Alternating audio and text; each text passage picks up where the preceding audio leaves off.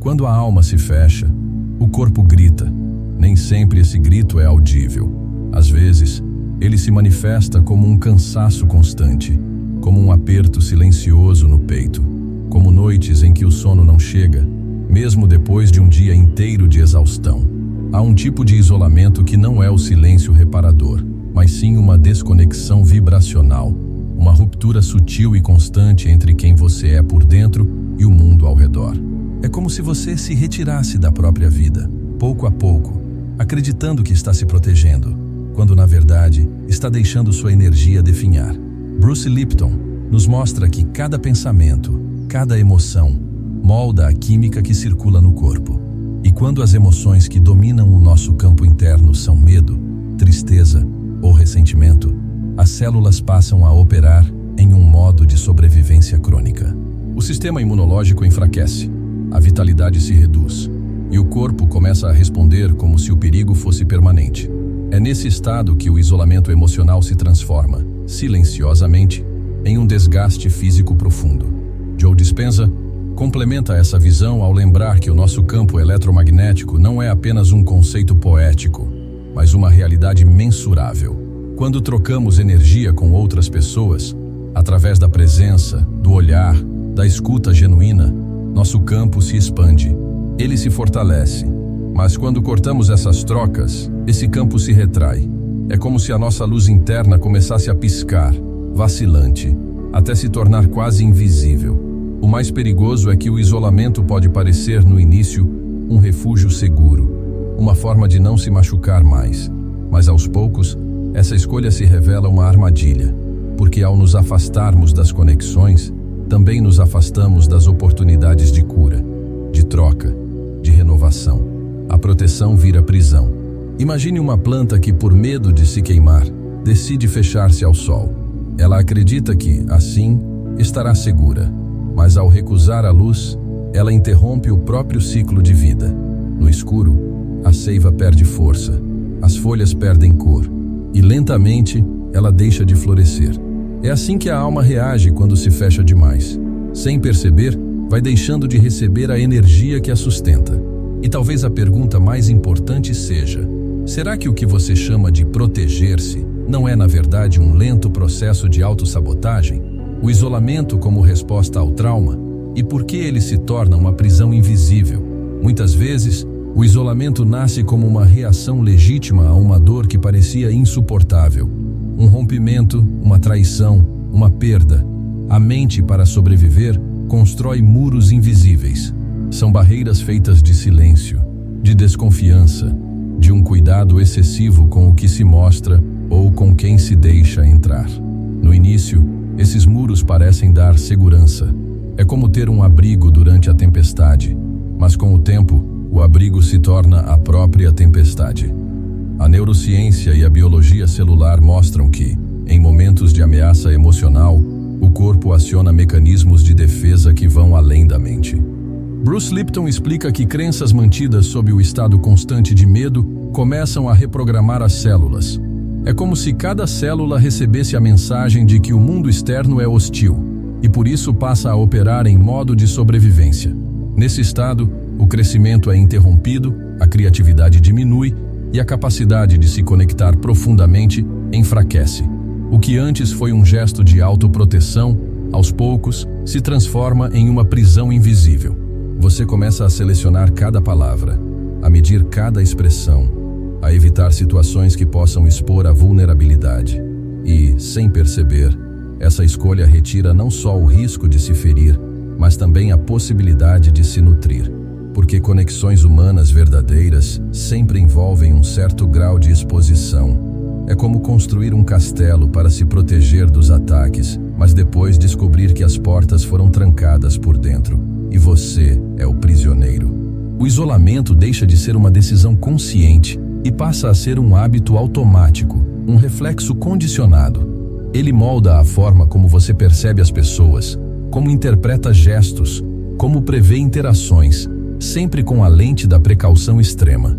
A verdade difícil, mas libertadora, é que o trauma não quer que você se isole para sempre. Ele quer apenas que você encontre novas formas de se sentir seguro. Mas quando não se percebe essa transição, O que foi criado para proteger começa a corroer silenciosamente a vitalidade e a impedir que a vida flua. O efeito colateral quântico, quando o campo de energia colapsa. Poucas pessoas percebem que o isolamento não afeta apenas o estado emocional ou mental, mas atua diretamente sobre o campo energético que sustenta a vitalidade e a saúde. Somos emissores e receptores constantes de informação. Cada olhar trocado, cada gesto de afeto, cada conversa carregada de presença verdadeira provoca uma troca sutil de sinais bioelétricos e bioquímicos. Bruce Lipton descreve que, quando essas interações acontecem, as células recebem estímulos de crescimento. Há liberação de neurotransmissores e hormônios que fortalecem o sistema imunológico, aumentam a sensação de bem-estar e reequilibram o corpo.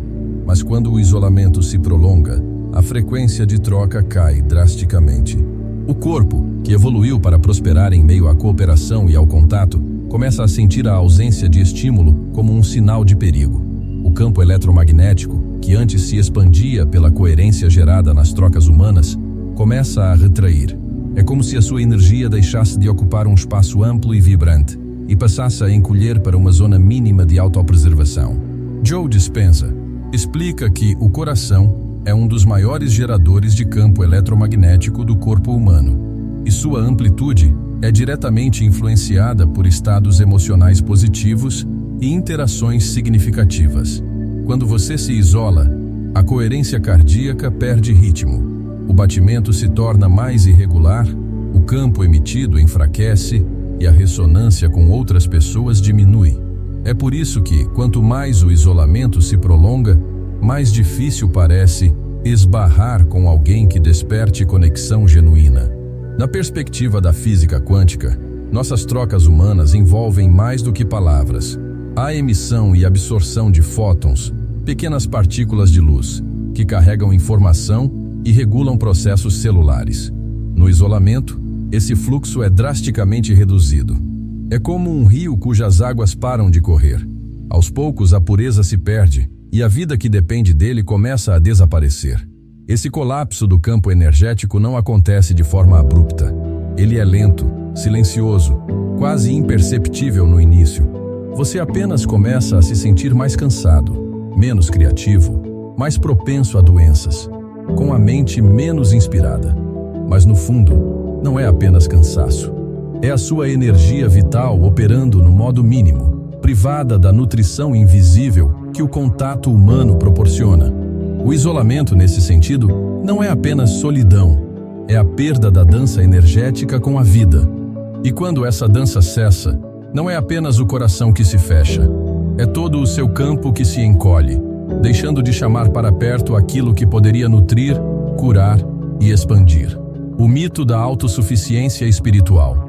Existe uma ilusão muito difundida no caminho espiritual, a de que quanto mais evoluímos, menos precisamos dos outros.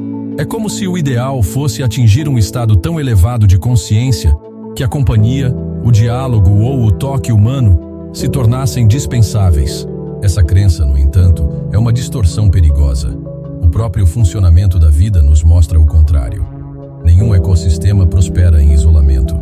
Até a árvore mais robusta depende das trocas silenciosas com o solo, com o ar, com a luz do sol e com outras árvores à sua volta. Bruce Lipton lembra que nossas células se comunicam incessantemente, trocando sinais químicos e elétricos para manter o equilíbrio do corpo.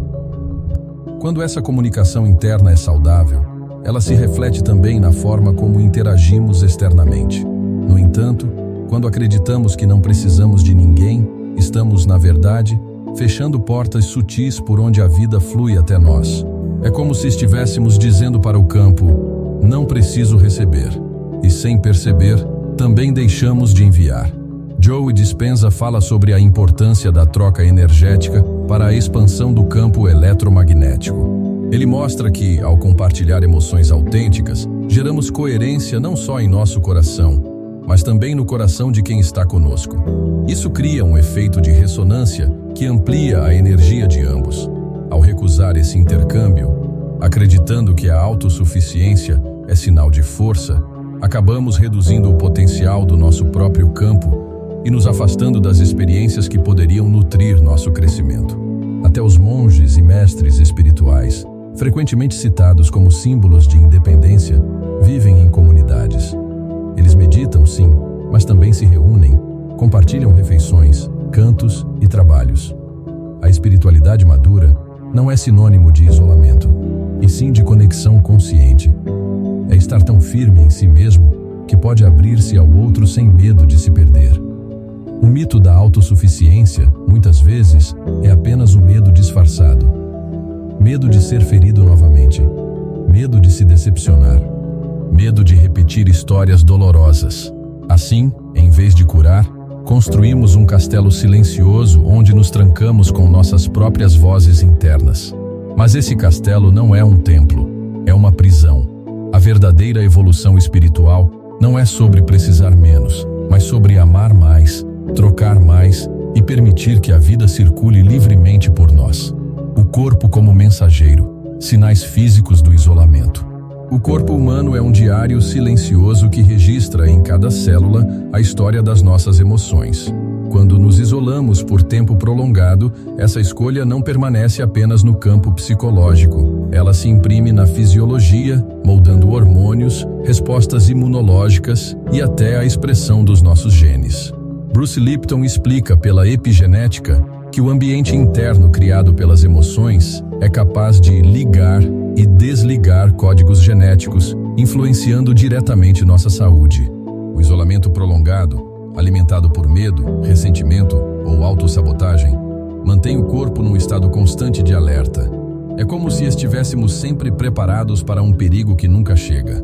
Essa vigilância contínua libera hormônios do estresse, como o cortisol, que, em excesso, corroem nossa vitalidade. Aos poucos, sintomas sutis começam a aparecer. A fadiga que não melhora com o descanso, a insônia que parece não ter causa, dores musculares sem explicação, palpitações esporádicas ou aquela sensação de peso no peito que não se resolve com remédios. O brilho do olhar também muda. Quando o campo energético se retrai, como ensina Joe Dispenza, a vitalidade parece se apagar de dentro para fora. Não é apenas uma questão estética, é um reflexo da contração vibracional que o isolamento provoca. O corpo perde um pouco do seu ímpeto natural de expansão e a postura física tende a se fechar. Ombros curvados, respiração curta, movimentos mais contidos. É como se o corpo acompanhasse o movimento da alma, encolhendo-se para caber num espaço menor. Mesmo a imunidade é afetada. Estudos mostram que a solidão crônica altera a produção de células de defesa e aumenta a inflamação silenciosa, aquela que não dói, mas abre caminho para doenças no futuro. O corpo, que é programado para viver em interação, reage ao isolamento como se estivesse em território hostil, ativando defesas que, a longo prazo, nos desgastam. Esses sinais físicos não são inimigos, são avisos. O corpo não está nos punindo, está tentando nos chamar de volta para o fluxo natural da vida. É como um amigo que bate à porta insistentemente, pedindo para entrar. E nesse caso, abrir essa porta não é apenas um gesto emocional, mas um ato de cura profunda, onde mente, coração e biologia voltam a trabalhar em harmonia. O caminho de volta, pequenas aberturas para grandes curas. A volta para a vida não precisa ser um salto no escuro. Não se trata de romper bruscamente as paredes que o isolamento construiu, mas de abrir pequenas frestas por onde a luz possa entrar. Essas aberturas podem parecer insignificantes no começo, mas, para a alma, são convites silenciosos para respirar novamente. Bruce Lipton explica que, ao experimentar mesmo pequenas interações positivas, nossas células recebem sinais químicos de segurança, trocando o modo de defesa pelo modo de crescimento. É nesse momento que o corpo começa a se regenerar e a mente a se expandir. Talvez a cura comece com algo tão simples quanto trocar algumas palavras com um vizinho, enviar uma mensagem sincera a alguém que você não fala há tempos, ou se permitir estar presente num pequeno encontro sem a expectativa de se expor totalmente. Essas interações são como gotas de água caindo sobre uma terra ressecada. Aos poucos, a umidade penetra, suavizando a rigidez e preparando o terreno para novas sementes. Joe Dispenza nos lembra que toda conexão verdadeira é um intercâmbio de energia. e que a qualidade desse intercâmbio importa mais do que a quantidade. Por isso, não é sobre cercar-se de muitas pessoas, mas sobre permitir que o seu campo se alinhe com aqueles que elevam sua vibração.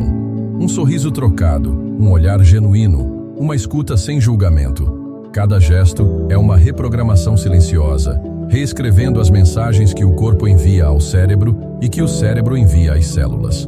O retorno não acontece de uma vez. Ele se dá em ondas suaves, como a maré que avança sobre a areia e depois recua, apenas para voltar mais forte. Haverá dias em que a vontade de se fechar novamente será grande, mas mesmo nesses dias, o simples ato de manter uma pequena porta aberta é um lembrete de que você não está preso. O isolamento pode ter sido um abrigo temporário, mas a vida, com toda a sua complexidade e beleza, só floresce no campo fértil das trocas humanas. Reabrir-se é, na essência, um ato de coragem. Não é sobre perder proteção, mas sobre recuperar movimento, energia e a sensação de pertencimento. É dar ao corpo, à mente e à alma a oportunidade de, mais uma vez, sentir-se parte de algo maior do que a própria dor. Conclusão: reconectar-se é curar-se. Quando você se fecha, seu corpo ouve. Cada célula recebe a mensagem silenciosa de que o mundo lá fora é perigoso, e ela responde se encolhendo, economizando energia, suspendendo processos que antes sustentavam vitalidade e crescimento. Bruce Lipton nos lembra que a biologia é um reflexo direto da consciência. Se a mente vive em alerta, o corpo vive em contenção. O isolamento prolongado se transforma, assim, num sinal constante de ameaça, e isso, pouco a pouco, mina a saúde, a clareza mental e a força interior. Joe Dispenza explica que o campo eletromagnético humano, esse espaço invisível ao nosso redor que carrega nossas intenções e emoções, não é apenas uma presença passiva. Ele responde ao que sentimos e expande-se quando compartilhamos energia com outros corações em ressonância.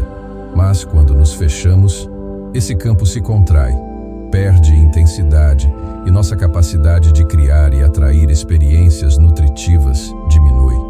É como se, ao cortar os fios invisíveis que nos ligam ao coletivo, também cortássemos os caminhos por onde a vida flui até nós. Reconectar-se não é um ato de exposição descuidada, mas um gesto consciente de restauração. É como abrir comportas de um rio represado. No início, a água corre tímida, mas logo recupera força e volta a irrigar tudo ao redor. Pequenas interações, gestos simples de abertura, são capazes de reativar circuitos emocionais e bioquímicos que haviam sido adormecidos. Com o tempo, o corpo começa a registrar novas memórias de segurança, e a alma retoma sua dança natural com o mundo. A alma é como um rio. Quando represada por muito tempo, a água estagna, perde brilho e vida. Mas basta permitir que pequenas correntes encontrem passagem para que lentamente o fluxo se renove e tudo à sua volta floresça novamente. Reconectar-se não é perder proteção. É escolher viver, respirar e pertencer. É permitir que sua energia volte a se expandir e que a vida, em toda a sua intensidade, encontre um caminho de volta até você.